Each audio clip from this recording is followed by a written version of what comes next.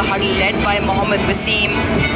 They've yet to have the better opportunity as well for me to introduce PAK Yunus into the commentary box. Welcome. You've been globe-trotting and eventually land here for the DP World Asia Cup. Yeah, I've been around. Good to see you, Aruj, and hello to all the viewers. Of course, it's a knockout stage for both teams. And I feel both teams will be under pressure. Pakistan will be more under pressure, I would say, because they haven't really played the class of world.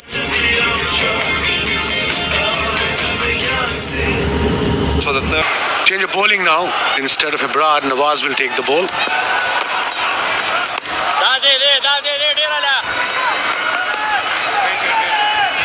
Expensive in his first. He bowled the second over of the game, shared the new ball with Shaheen Shafi. Their tactics at Pakistan just changed in this particular game. That was a lob from the keeper. Ooh, that must have hurt. No matter how gently it's thrown back at you. Nice from Mohammad Haris to come up and just apologizing. Accident. Unfortunate.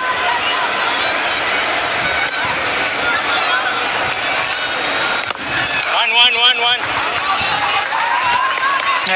UAE have always banked on their two openers, Alishan Sharafu and Mohammad Wasim, who score bulk of the score, about 42% between the two, and this was an important wicket. Very crucial wicket, and look at that catch. I think this is the catch of the tournament for me so far. Mohammad Nawaz, and he knows the importance of that particular wicket of Mohammad Wasim, who's in very good nick.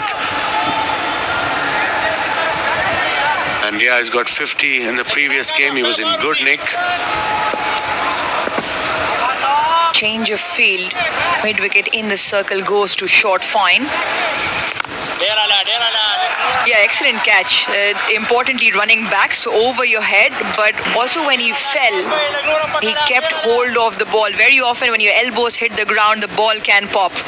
Not easy, those catches. Absolutely not. He made it look really easy. Oh, beautifully bowled, good flighted delivery, slowed his pace, 86 kilometers an hour. This is a subtle variation that makes batsmen in two minds at times.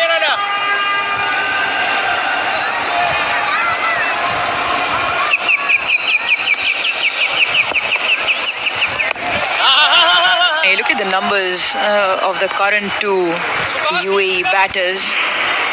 Have a look at Mohammad Zohaib's wicket first. This was darted in, playing on the back foot. The ball was through him. Quicker in pace, around 100 kilometers per hour.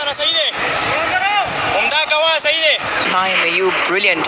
6 wickets, beg your pardon. In the 7 overs he's bowled. Picked up a wicket in 6 of those 7.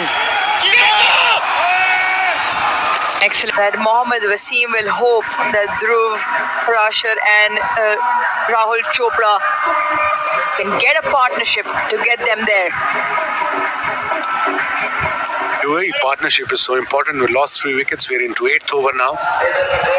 Ayub got a wicket in his first over. Carom ball, didn't turn, didn't grip, but yeah, it was middle stump. Call is for 2. Oh, good running. Absolutely. 2 runs.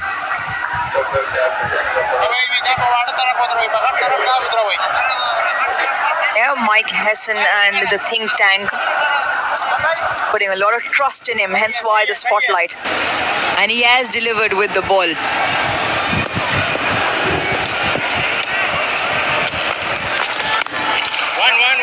Now, I was talking about the middle order and the number of runs, and hence why you will be slightly under pressure. The last 5 innings from Chopra, North 3-7, North, and 52 in the Tri-Nations versus Afghanistan.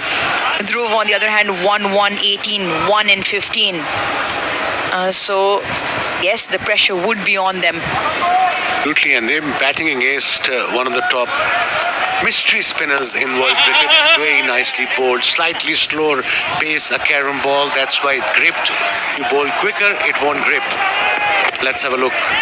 Around the wicket, straighter delivery. This was probably the off break. And then that was a quicker one. And look at the speeds there. 100 Ks. I was talking about normally the first two games he's bowled with the new ball. Every time he's taken the wicket, it's almost a casual walk to the team. This time, a lot of emotion coming through. Nicely bowled. He's gaining confidence every time he comes out as a bowler now. So far in this DP World Asia Cup, I mean, like said, he's got 6 wickets already, and he should be bowling regularly now for Pakistan in this format or in one-day cricket. Full and straight, keeping the stumps, not allowing Chopra to get under the ball. Also felt like a little bit of maybe just frustration because he hasn't been scoring the runs. Yeah, if you're an all-rounder, yeah, you can cover it up. You have the chance, you have the opportunity to cover it up. So yeah, he's not batting well. Sure, we know he's a talented batter. He'll get to it at one day. Brilliant over again. Only 4 runs from it. Fielder after it. Couple of runs. Yeah, with emerging teams like Oman or UAE for that matter, very rarely will they have 6 or 7 top-class batters. They rely on a couple of heavyweights with the bat. And Pakistan should be relieved and at the moment a little relaxed that their 2 big guns, the UAE's big guns, are back in the pavilion.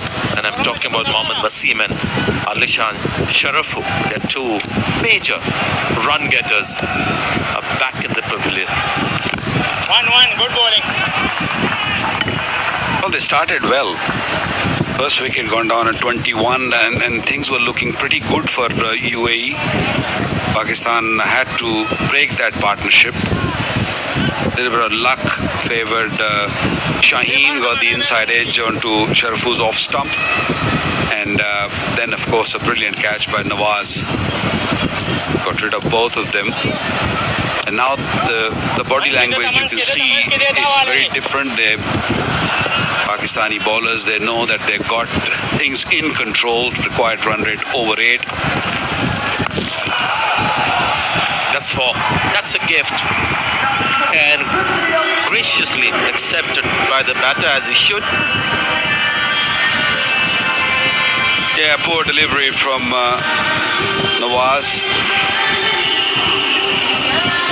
Yeah, he could have hit it anyway, but picked the right spot, picked the right gap, made sure that he hit it right in the gap. He wanted to give a little bit more flight. I think totally missed it. Maybe the ball just slipping out of his hand. But a gift for UAE. You're seeing heavy dew today. Just looking at how the bowler constantly going for that towel and wiping the ball. And if this continues, it might be a major factor going forward in this tournament. And 2 strong teams are playing. The record, of course, is lopsided here in Dubai. Chasing teams have generally won. You can see the atmosphere out there with UAE is palpable, the difference, because the first 4 overs they got 35 for 1. The next 4 overs, 11 runs. 11 runs for 2 wickets. So the scenario is completely changed for UAE.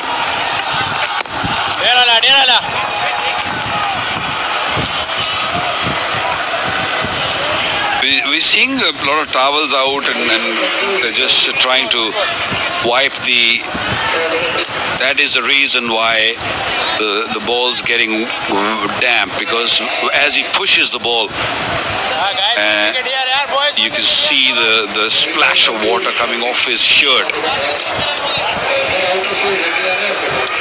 So now explain to me, was that water coming off the ball from the seam, or was it from the hand? Because it's extremely humid as well. You can see the sweat is dripping from his face as well. So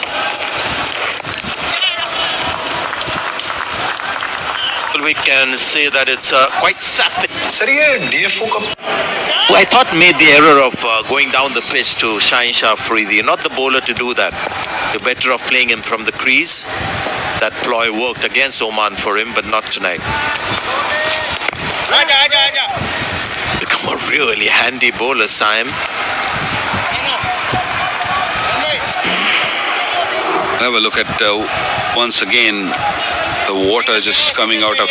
I think it's more from his elbow part or his maybe the shirt, and Good ball. it's not the dew, that's for sure.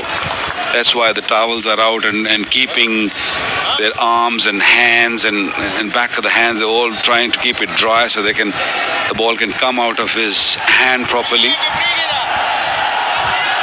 Well, I think it's a combination of both. What we saw there was clearly, as you said, from the body and maybe the short sleeve as well. But we saw just now, again, a fielder wiping the ball and giving it to the bowler. And the ball is turning off the pitch, which is always a good sign when you're talking about dew. You lose that, there, then you're in a bit of trouble.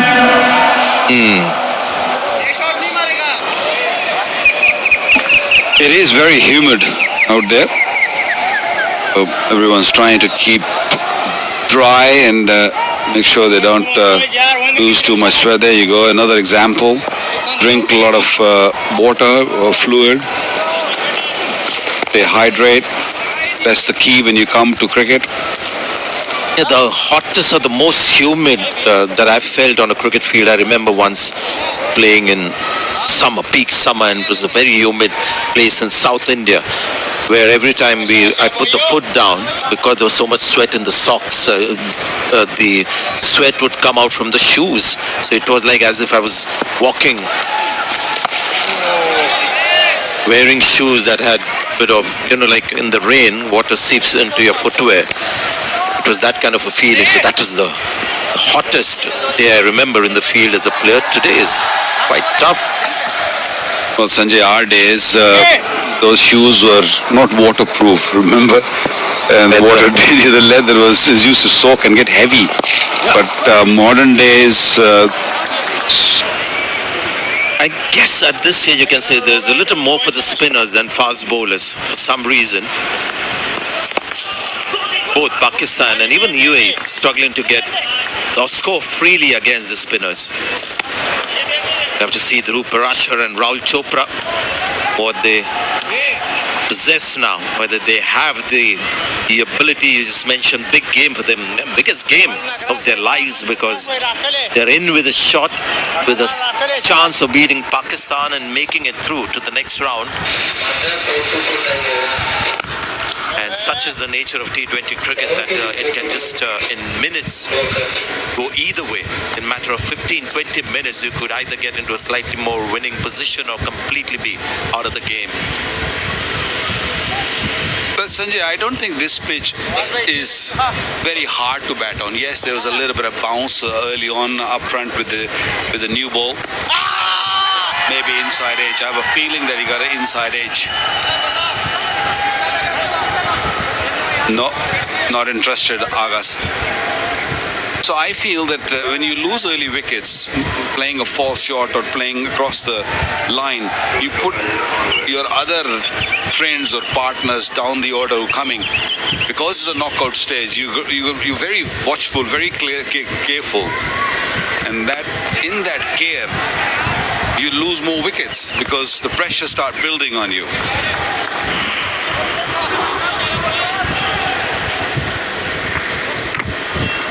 Yep. Sharp eyes of Waqar spotted it first time round. Abrar was closer to the action, but obviously there is a bit of, I always say, conflict of interest. The bowler just has a slightly different perception in such matters. Just watch Salman Agha, who was there in the spotlight, whether they'll go for the review. He was more keen on getting the ball to dry up with the towel.